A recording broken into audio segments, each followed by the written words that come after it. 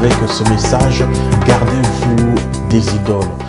Dans le message précédent, nous avons dit que Dieu a créé l'homme pour l'adorer.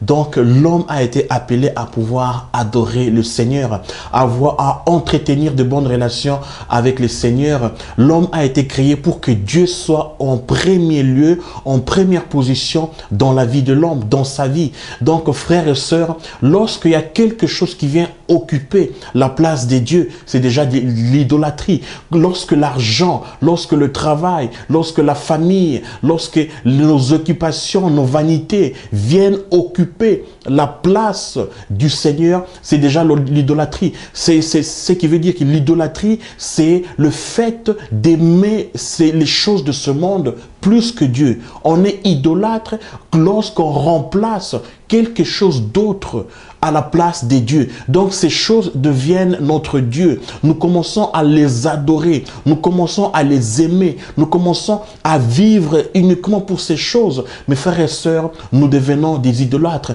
Mais nous, comme chrétiens, frères et sœurs, nous ne sommes pas appelés à être des idolâtres. Nous avons un seul Dieu. Nous avons Dieu qui a créé le ciel et la terre. J'aimerais lire dans le livre de 2 Jean, c'est dans l'épître de 2 Jean, le chapitre 5, le verset 21. La Bible dit, petits enfants, gardez-vous des idoles. Amen. Ici, la Bible veut nous enseigner 2 aspects très importants. Premièrement, c'est petits enfants. Petits enfants, gardez-vous des idoles. Frères et sœurs, nous devons savoir que nous sommes des enfants de Dieu. Dieu nous a créés, Dieu nous a lavés de son sang. Aujourd'hui, nous avons accès dans sa présence.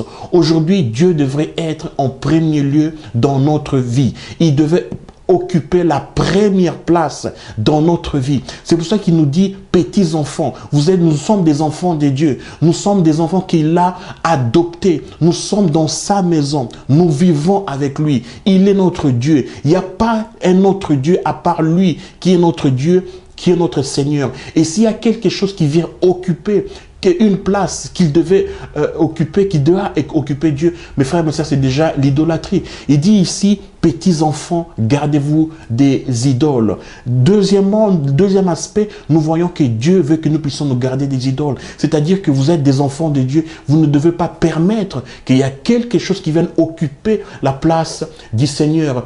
Vous ne devez pas permettre que l'argent, que les matériels de ce monde, que le travail, que notre famille, que même notre ministère, que l'Église, qu'elle occupe la place de Dieu. Pourquoi? Parce que sans le savoir aujourd'hui, on peut permettre à ce que l'Église, notre ministère, nos occupations occupent la place de Dieu. Et si ces choses occupent la place de Dieu, frères et sœurs, nous devenons des idolâtres. Que veut dire un idolâtre? Un idolâtre, c'est celui qui aime les choses de ce monde. C'est celui qui remplace les choses de ce monde à la place des dieux. C'est celui qui aime quelque chose, qui adore cette chose, qui passe son temps à chercher cette chose. Donc pour lui, cette chose a une grande importance et d'une grande importance.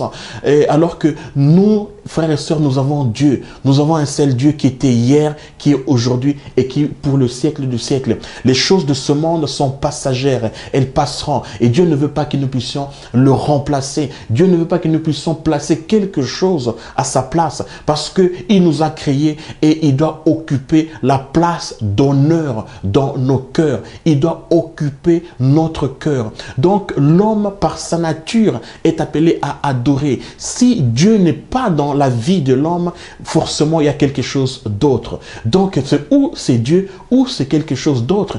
Quand Dieu n'existe pas dans la vie d'un homme, l'homme adore quelque chose d'autre. Il adore son travail, il adore sa femme, il adore son mari, il adore ses enfants, il adore ses occupations, ses activités, il adore les choses qui l'entourent et ces choses sont pour lui un Dieu. Il s'adore même lui-même et par l'orgueil, par sa façon d'être hautain, et l'homme s'adore lui-même. Donc frères et sœurs, et nous qui sommes dans l'église, bien sûr, nous n'adorons pas nous-mêmes, nous n'adorons pas les choses de ce monde, nous adorons Dieu. Donc la nature de l'homme a toujours été et la nature de pouvoir adorer un être, adorer quelque chose. Donc nous devons faire attention qu'il n'y ait personne à la place de Dieu, qu'il n'y ait pas même nos pasteurs, même nos conducteurs, qu'on ne remplace pas Dieu par d'autres choses, que Dieu seul soit à la place, à sa place d'honneur,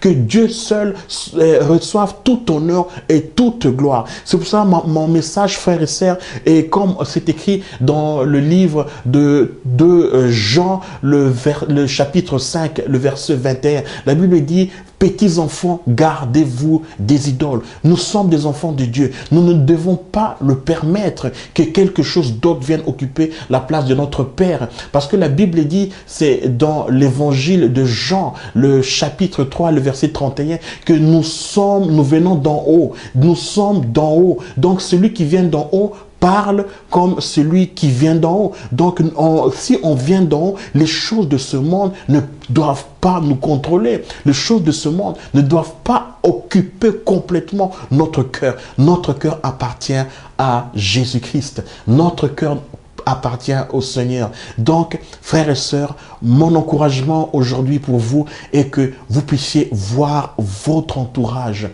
Qu'est-ce qui occupe aujourd'hui la première place dans votre vie? Qu'est-ce que vous aimez aujourd'hui le plus? Qu'est-ce qui occupe aujourd'hui la place? La chose qui est la plus passionnante pour vous aujourd'hui, c'est le royaume de Dieu? C'est Jésus lui-même? Ou bien c'est quelque chose d'autre? Qu'est-ce qui occupe aujourd'hui la place dans vos pensées, dans vos intentions, dans vos projets? Qu'est-ce qui occupe aujourd'hui la place dans votre quotidien? Lorsque vous vous réveillez le matin, lorsque vous allez travailler, qu'est-ce qui occupe aujourd'hui la place dans votre vie? Nous vivons aujourd'hui dans un monde, frères et sœurs, qu'avec beaucoup de facilité, l'homme tombe dans l'idolâtrie. Avec beaucoup de facilité, l'homme remplace les choses de ce monde avec Dieu. On voit il y a la cupidité dans ce monde. On voit il y a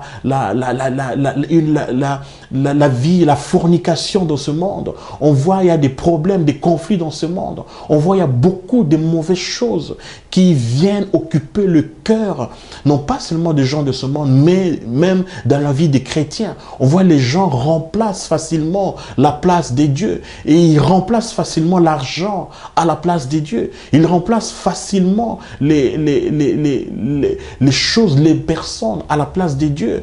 Ces choses qui ne devraient pas être.